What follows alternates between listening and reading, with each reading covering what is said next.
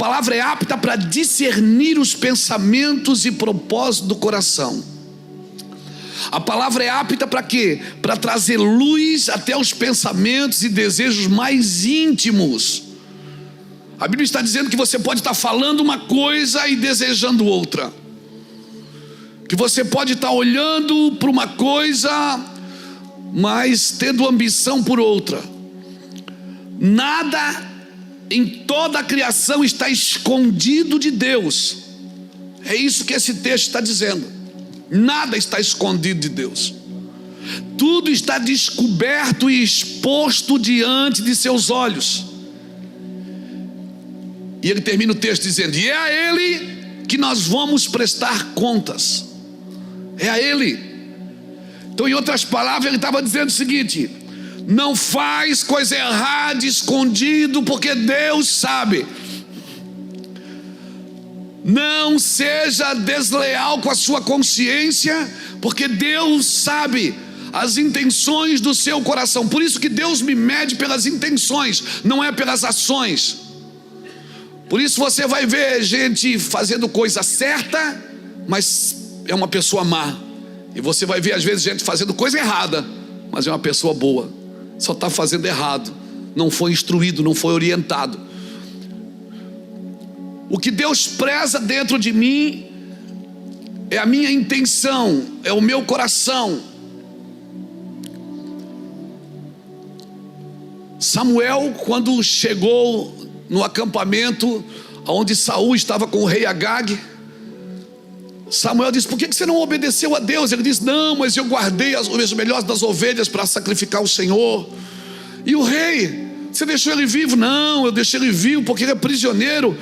Não, a sua intenção é ruim. A sua intenção é ruim. Então, querido, examina o seu coração. O salmista pede, Salmo 139: examina o meu coração, vê se há em mim algum mal e me guia pelo caminho correto. Tem muita gente que está seguindo o seu coração e não tem noção do que está fazendo. Não, mas eu sigo o meu coração. Não segue, o seu coração é enganoso. Guie ele, dê destino para ele, querido. O Salmo 139, deixa eu te dar uma receita muito boa aqui. Você vai achar que não é misticismo, tá? E não é nem, como é que se diz, simpatia. Mas você faz uma coisa para mim. Faz uma coisa, vê se dá certo com você. Por 21 dias antes de dormir, você vai deitar ou ficar de joelho ou sentado na cama. Você vai pegar o Salmo 139 e vai ler ele todo por 21 dias antes de dormir. Depois você acorda e escreve os sonhos que você teve, e depois me conta.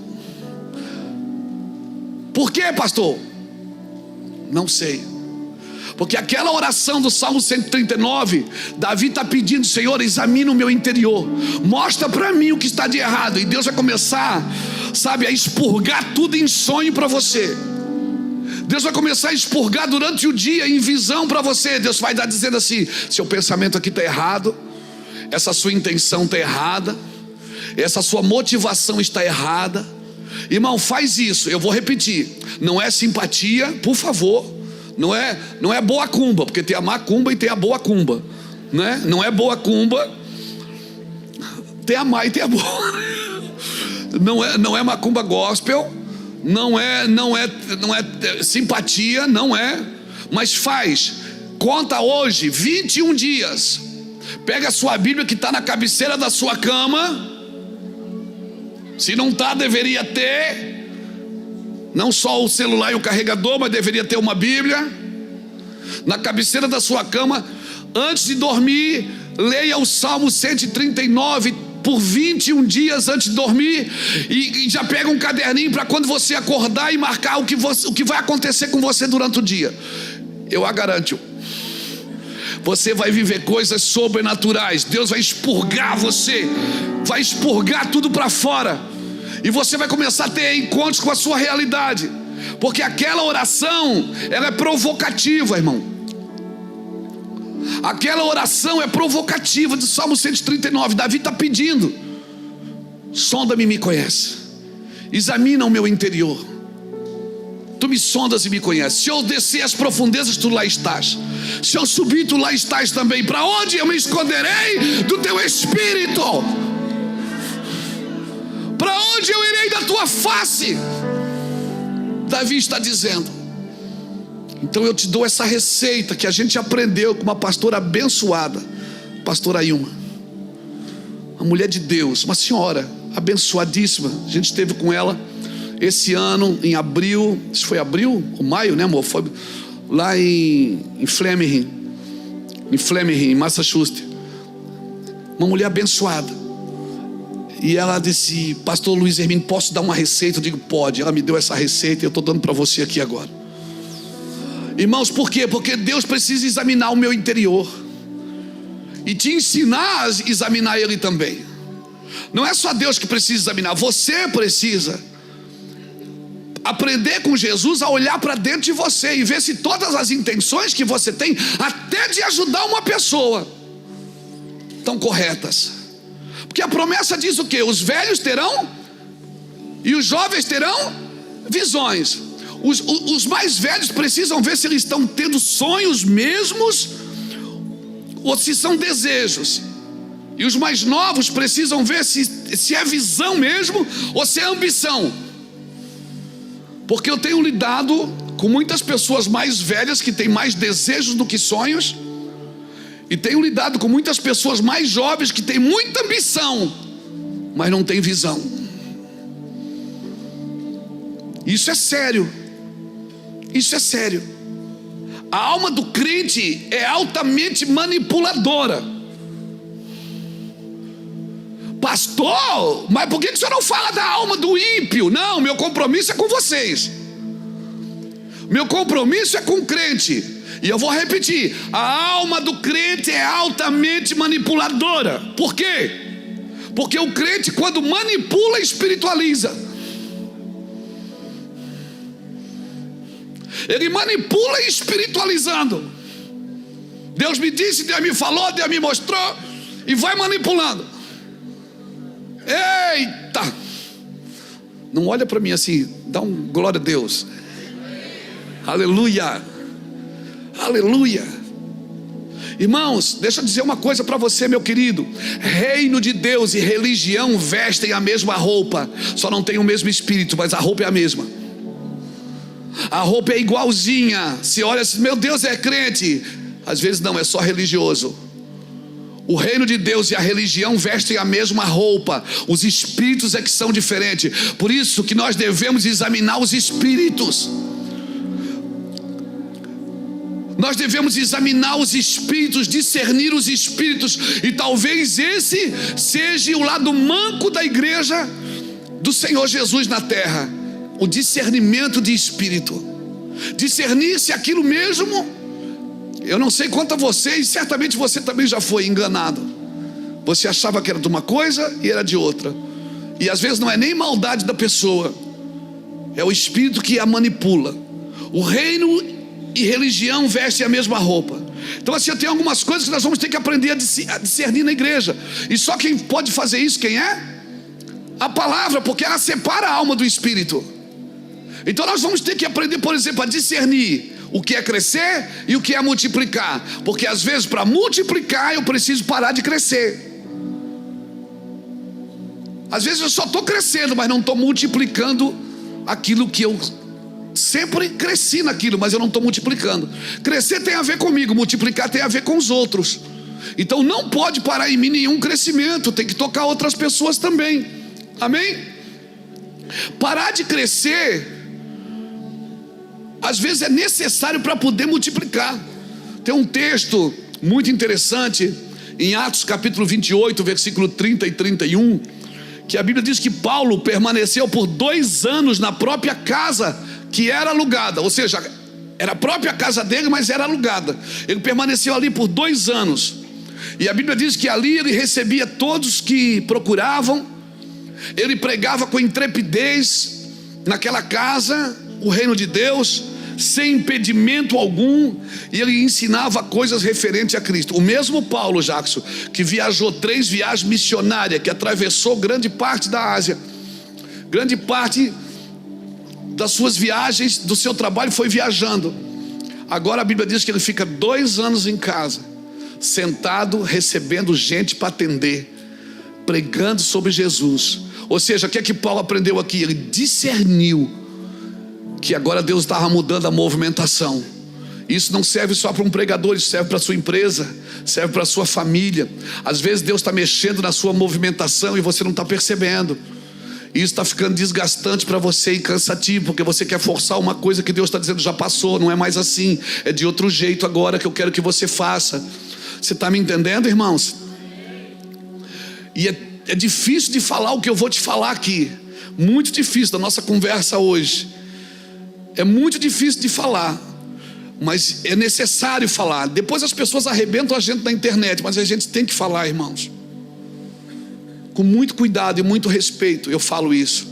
Você vai perceber que Jesus falava com os ricos. Não falava? Ele não comia na casa dos ricos? Comia ou não comia? Mas também falava com os pobres. Ele multiplicava os pães para as pessoas que tinham necessidade. Não fazia isso? Jesus fazia acepção de pessoas? Não, mas ele nunca juntou os dois grupos. Ele nunca juntou os ricos e os pobres no mesmo lugar. Por quê? Porque quando ele estava atendendo os pobres, os ricos diziam assim: isso é perda de tempo. Ele foi comer na casa de Simão o leproso, entrou uma mulher, uma prostituta, e a Bíblia diz que aquela mulher entrou e lavou os seus pés com lágrimas, enxugou com os cabelos, jogou um unguento. E Simão, o leproso, que certamente era um homem rico e certamente não era mais leproso, porque se fosse leproso não podia estar em casa, muito menos sentado na mesa com alguém. E ele começa a discriminar a atitude de Jesus. Se ele fosse profeta, ele sabia que essa mulher era assim. E quando Jesus estava na casa de um rico, os pobres ficavam na porta dizendo: ele não é profeta coisa nenhuma. E quando Jesus estava com os pobres, os ricos diziam: isso é perda de tempo. Por isso que ele nunca juntou os dois grupos. Ele pregava para os dois grupos. Você está me entendendo? Você está me entendendo? É ou não é? Tem gente que vê a gente gastando dinheiro com pessoas necessitadas e diz: para quê? Nós não precisamos comprar um ar-condicionado para a igreja. E tem pessoas que vê a gente sentada com gente rica e diz assim: só tem amiguinho rico agora. É assim ou não é? É ou não é, crente? Por isso que Jesus nunca juntou os dois grupos. Ele sabia discernir as pessoas que estavam lhe ouvindo. Quando ele pregava para um pescador, ele dizia assim: o reino dos céus é como uma rede. Quando ele pregava para um camponês, ele dizia: o reino dos céus é como um campo, que um homem vendeu tudo que tinha e comprou aquele campo. Quando ele pregava para um semeador, para alguém, um agricultor, ele dizia: o reino dos céus é como uma semente. Ele falava numa linguagem que o cara entendia. Por isso, irmão, não adianta. Se você prosperar na vida e aparecer de carrão, as pessoas vão dizer: está roubando, está vendendo tóxico, está vendendo tóxico. E se você deu errado, perdeu tudo, voltou para a bicicletinha, as pessoas vão dizer: viu, isso aí, ó, isso aí está em pecado.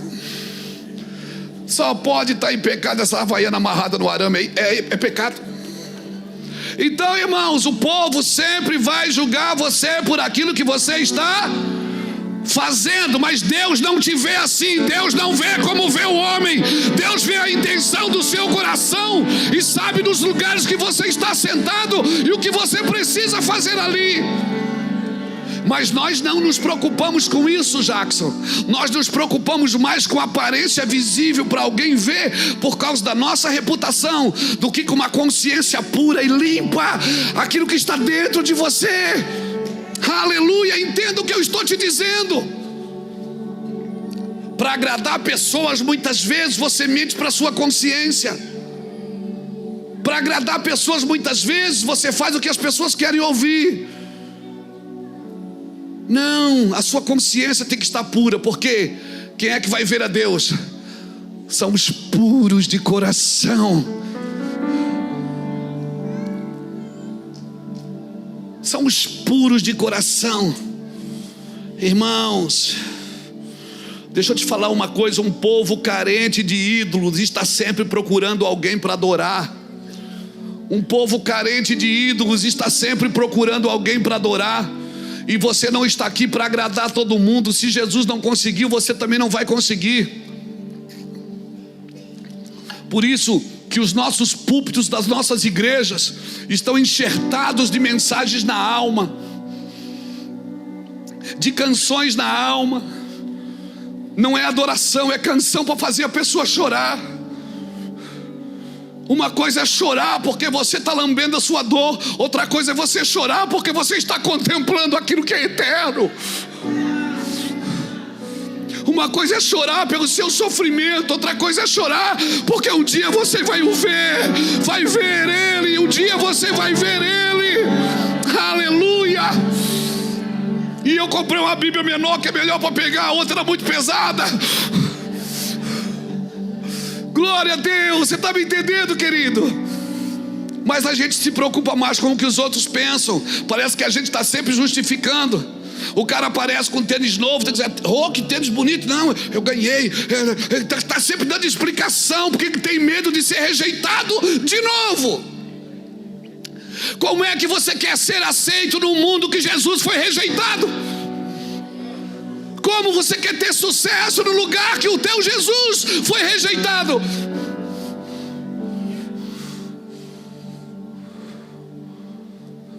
Como você quer dar certo numa religião que o matou? Não, querido. Por isso você tem que olhar para dentro de si e pedir para Ele: examine o meu interior. Não, bota aqui Salmo 139, cara. Eu não vou esperar 21 dias, não.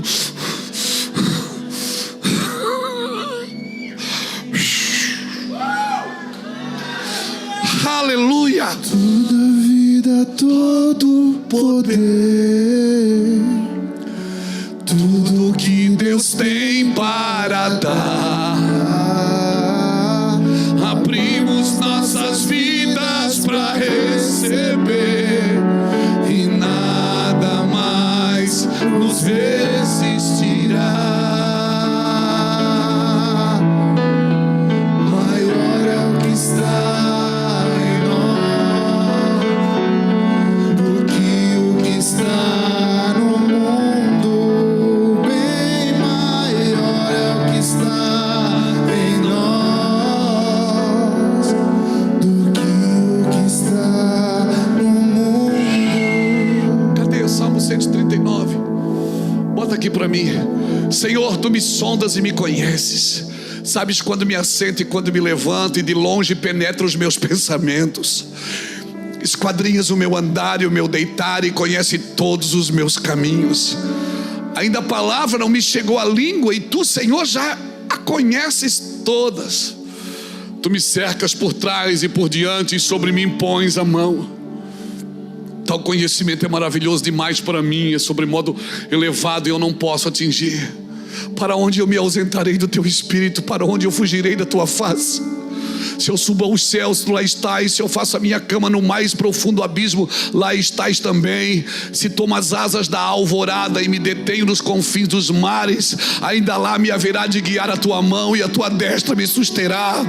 Se eu digo, as trevas com efeito me encobrirão, e a luz ao redor de mim se fará noite, até as próprias trevas não te serão escuras. As trevas e a luz são para ti a mesma coisa.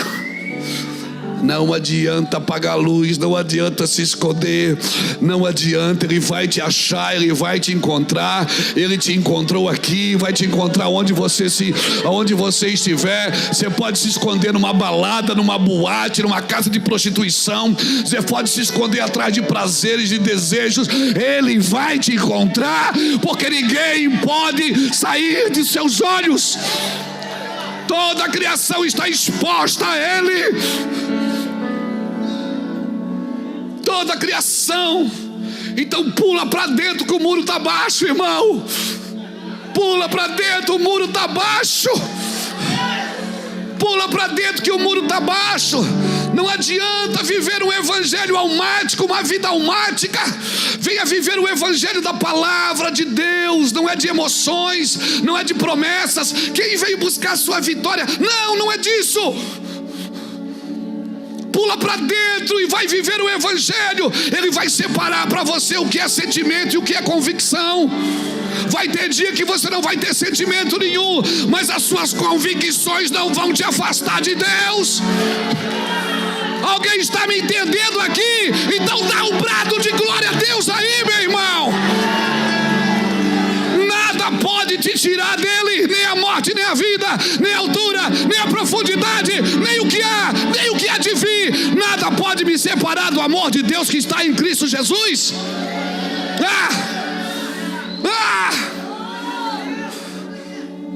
Bota o 13.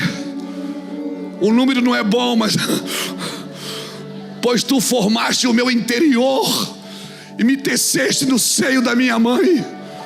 Graças te dou, visto que por modo assombrosamente maravilhoso me formaste. As tuas obras são admiráveis e a minha alma sabe muito bem disso. Os meus ossos não te foram encobertos quando no oculto eu fui formado. E entretecido como nas profundezas da terra, os teus olhos me viram a substância ainda informe, e no teu livro foram escritos todos os meus dias, cada um deles escritos e determinado, quando não havia nenhum deles ainda.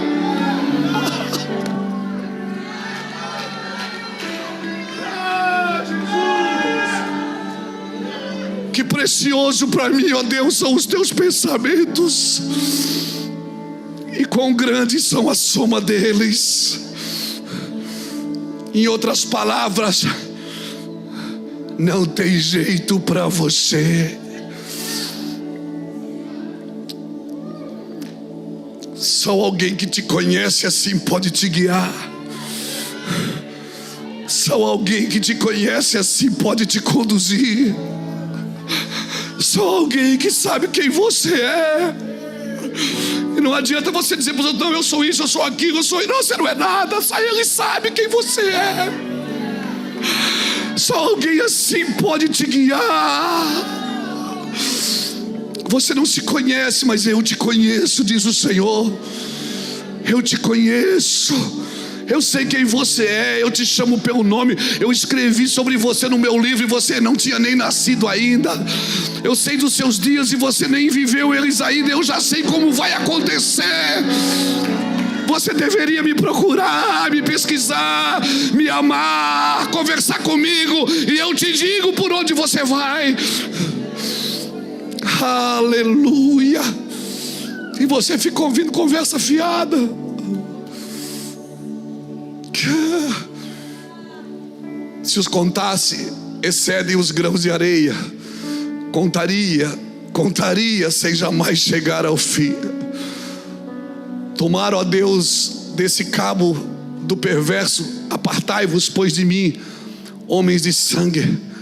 Eles se rebelam insidiosamente contra ti, e como os teus inimigos falam malícia. Não aborreço eu, Senhor, os que te aborrecem, e não abomino eu os que contra ti se levantam. Aborreço-os com ódio consumado, para mim são inimigos de fato.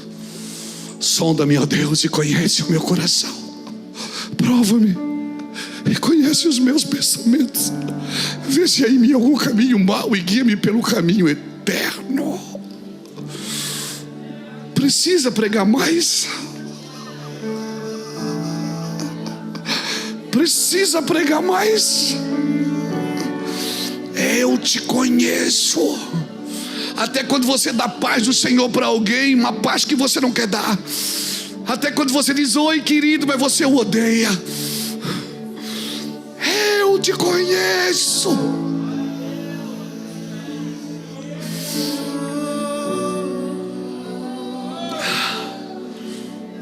Deixa Ele entrar e penetrar nas profundezas da sua vida. Faz isso por 21 dias, depois você me conta. Leia esse texto por 21 dias. Termina aqui, né? Leia esses 24 versículos por 21 dias. Você vai ter um encontro com você. E não se decepcione, porque você vai se decepcionar. Você vai dizer: cara, eu não sou tão bom assim. Eu achei que eu era melhor. Mas a minha palavra era separar a alma do espírito. Então, por favor, aproveite todo o tempo que você tem para organizar a rota, para limpar a casa. Por favor. E você e eu vamos aprender a não guerrear mais guerras que não são nossas. Porque se eu desço para guerrear alguma guerra que não é minha, o muro para de ser construído. O muro para de ser construído, e eu fui chamado para construir um muro, não foi para guerrear a guerra. Nós fomos chamados para construir um muro do Senhor. Aleluia. E vai aparecer gente na sua frente, vai dizer: ai, ora por mim que eu não aguento mais, ora por mim que eu não aguento mais. Irmão, tem gente que não precisa de oração, precisa de um psiquiatra, precisa de um psicólogo. É verdade, gente, com todo respeito. Mas você não acha que a oração cura? Cura quem se permite ser curado, irmãos. Cura quem abre a sua boca para confessar suas mazelas. Cura para quem se deixa ser tocado e se permite ser tocado. Porque tem gente que não precisa de oração, irmãos. Ele precisa de um psicólogo, precisa de um terapeuta para sentar do lado dele e meter a mão lá dentro e arrancar algumas coisas que ele não tem coragem de falar.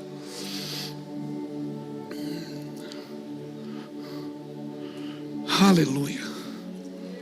Eu vi uma pessoa falando, eu até achei graça na internet. Ela disse: tem gente que você não pode dar referência dela nem para o diabo. Tem gente que o diabo quer levar para o inferno. Você diz: não leva não, que ele vai dividir o inferno. Ele vai apagar o fogo de lá, hein? Eu vi o pastor Cláudio Duarte falar isso, se eu não me engano foi ele.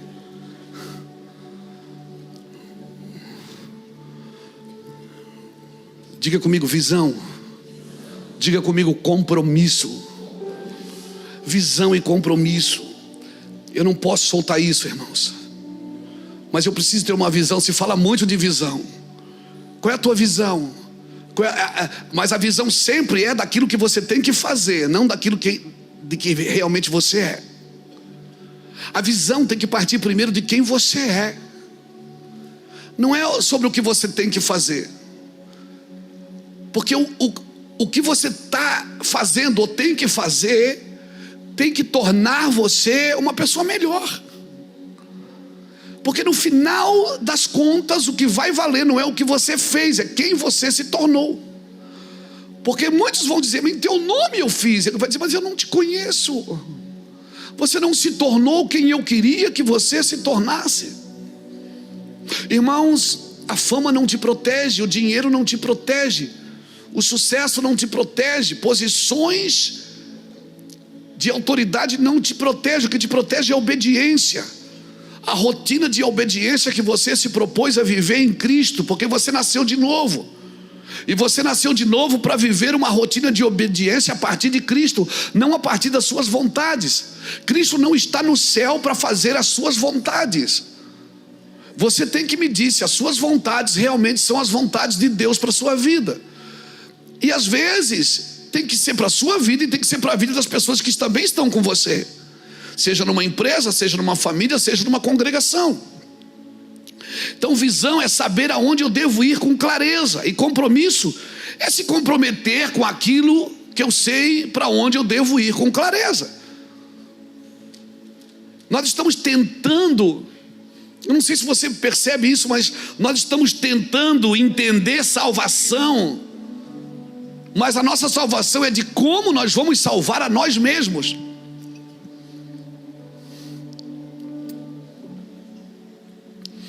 Eu não tenho que entender salvação a partir de como que eu vou me salvar. Como que eu vou me salvar a mim mesmo? E não entendendo que nós fomos salvos para dar a vida pelos outros. Nós fomos salvos para dar a vida pelos outros, não foi para salvar a si mesmo. Os dons que Deus te dá não tem a ver com você. Os recursos que Deus te dá não tem a ver só com você. Porque se tudo para em você, vai morrer em você. E você é um rio, não é uma represa. O Espírito do Senhor está sobre mim, pois que me ungiu para pregar as boas novas, para curar os doentes, para investir no reino. Se eu não entendo, Vandes, para que eu quero ter? O Espírito do Senhor está sobre mim, pois que me ungiu para que Ele me ungiu? Para alguma coisa. Por isso eu preciso estar com a minha consciência pura e limpa. Porque senão, eu que fui chamado para servir você, eu posso estar querendo usando você para servir a minha carência, a minha necessidade de ser servido. Você está me entendendo? Mas eu não sou pastor, sou empresário. Mas isso não agloba só numa igreja. Eu estou falando para pessoas. Você foi chamado para servir a mesa. É como se você fosse um garçom que trabalhasse num restaurante, e quando chegasse um cliente, você sentasse na mesa e dissesse para o cliente: pode me atender? Não significa que você não pode ser atendido, mas significa que nós não podemos usar as pessoas para nós, porque isso é manipulação. Isso é uma manipulação. Isso é narcisismo. Então, irmãos, você vai ver, por exemplo, em Apocalipse capítulo 2, o versículo 18, você não vai ver Jesus se apresentando para muita gente como filho de Deus, mas para Tiatira ele se apresenta como filho de Deus. Para Tiatira, para a igreja de Tiatira, ele se apresenta como filho de Deus. Ele se apresenta por quê? Porque eles toleravam Jezabel. E um lugar que tolera Jezabel não conhece Jesus, porque seus olhos proféticos estão furados, estão destruídos. O objetivo do espírito ou da doutrina de Jezabel, de Apocalipse, é acabar com o ministério profético da igreja, furar o ministério profético da igreja, confundir o ministério profético da igreja. Mas eu quero declarar que Deus está trazendo de volta a comunidade profética para a igreja do Senhor no Brasil. Seja ela num púlpito, seja ela numa empresa, seja ela numa escola, seja ela na política, seja ela na saúde, seja ela onde for. Você está me entendendo? Amém? Porque o objetivo da função profética, do ministério profético, da vida profética da igreja é cumprir o que fora dito. Só que você não pode cumprir na alma. Se você cumprir na alma, você não vai entender. Você vai achar que Bíblia, Evangelho, Jesus e céu é para servir você, porque a alma, se ela estiver doente, ela acha que tudo gira em torno dela.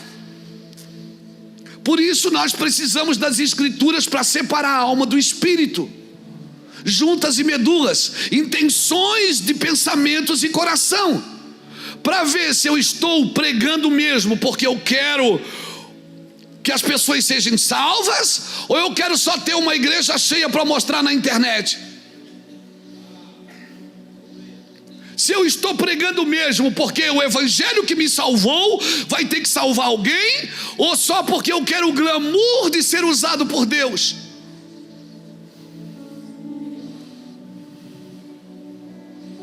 Você está me entendendo? Eu estou conseguindo ser claro? Eu estou falando bem devagar porque eu quero ser claro.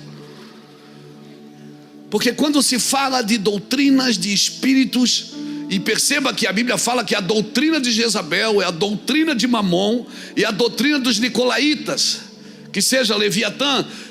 Perceba que a Bíblia não está dizendo que é espírito, é doutrina. Doutrina é ensino errado, ensino sobre controle e manipulação, que está deixando as pessoas donas de si mesmas. É doutrinas falando de Mamon, ganância, ambição. As pessoas estão correndo para a igreja para fazer campanhas, para ganhar coisas que já são delas por herança. Você está me entendendo? Então a doutrina é um ensino errado que precisa ser combatido. Ser combatido com o quê? Com escritura, com Bíblia.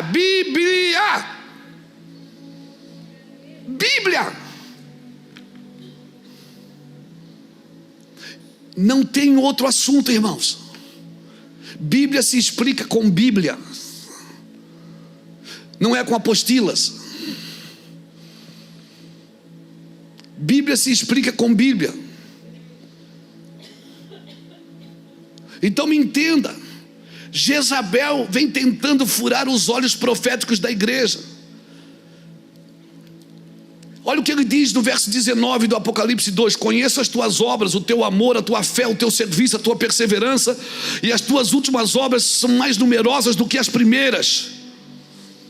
Mas tenho porém contra ti que toleras Jezabel. Ou seja, você é trabalhadora, você é perseverante, você é amorosa, você tem fé, o seu serviço é maravilhoso, meu Deus, mas você vai tolerando essa manipulação, esse controle. Pessoas controlando pessoas, pessoas dirigindo a vida de pessoas. Irmão, isso é anátema, irmãos. Isso é anátema. Por isso, quando Deus te entregar pessoas, eu falo isso a líderes, a líderes de PGs, a ministros de louvor. Quando Deus te entrega um microfone, te entrega um instrumento, te entrega uma empresa, um negócio, que você vai ter o coração de outras pessoas nas suas mãos.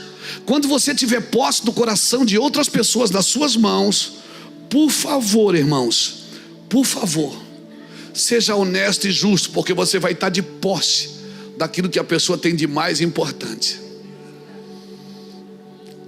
Por isso que o Senhor diz: filho meu, me dá o teu coração. Entrega o coração para o Senhor, porque Ele vai sondar o seu coração. Ele vai ver se você está fazendo isso mesmo, e vai mostrar isso para você. E quando você tem um encontro com a sua realidade, cara, é assustador.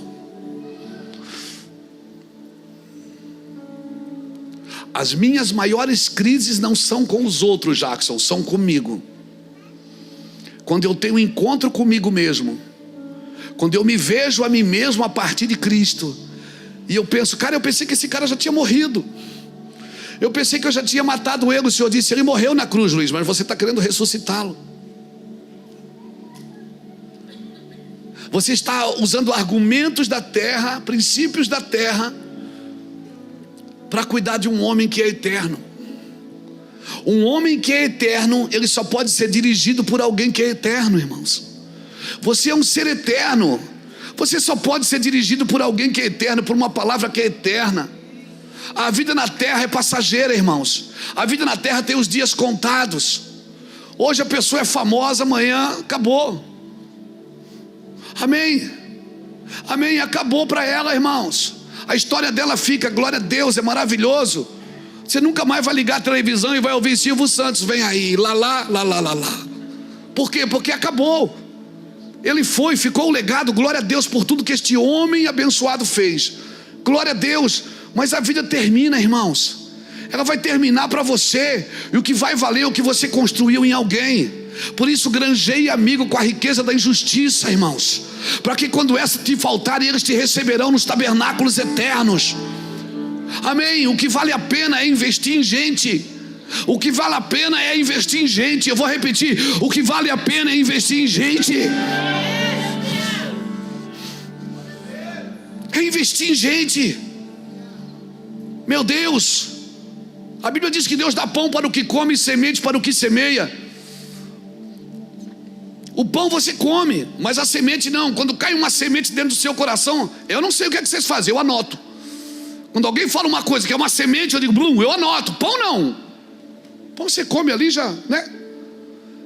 E tem gente que é atraída pelo pão. Não tem problema se você veio para o ministério, para a igreja por causa do pão. Eu também vim por causa do pão. Você não pode permanecer por causa do pão, porque você acostuma. E eu vou te falar uma coisa, irmão, sério. Eu estava na América agora. Eu vou lá 2, 3 vezes por ano, como vou em outros países também servir e pregar o evangelho. E lá você vai ver muitos irmãos lá. Eles estão lá há muitos anos. E eles falam inglês. Na realidade eles pensam que eles falam. Eles pensam que eles falam por quê? Porque eles aprenderam a pedir comida, aprenderam a pegar um voo, aprenderam, né? Vai criando até o abrasileirado, vai criando, né?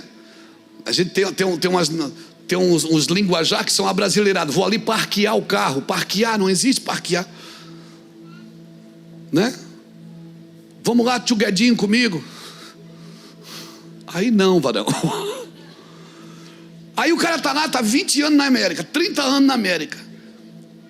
Ele não aprendeu inglês. Não aprendeu. Mas ele fala, como ele aprendeu a se comunicar, ele nunca entrou para aprender mesmo. Como ele sabe se comunicar, pronto, ele parou ali. Irmão, isso é a mesma coisa na igreja. Se o cara ficar 30 anos na igreja e não nascer de novo, ele aprende a se comunicar e nunca mais é transformado. Nunca mais é transformado, porque ele tem a comunicação gospel. Pai do Senhor, Deus te abençoe, glória a Deus, aleluia, cantaralabaxaia. Mas ele nunca nasceu de novo. A probabilidade dessa pessoa não nascer de novo mais é muito grande.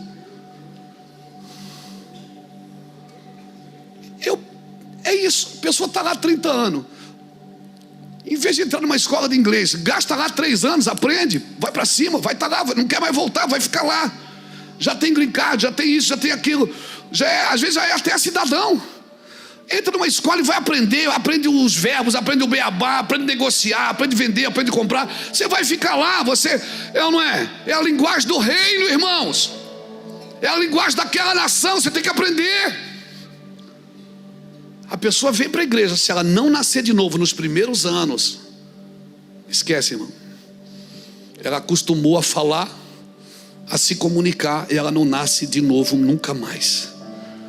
Que Deus te abençoe por estar conosco até o final. Deixe seu like e compartilhe essa mensagem para que mais vidas sejam tocadas. Confira também outras pregações que preparei para você aqui no canal. Que sua vida seja abençoada hoje e sempre.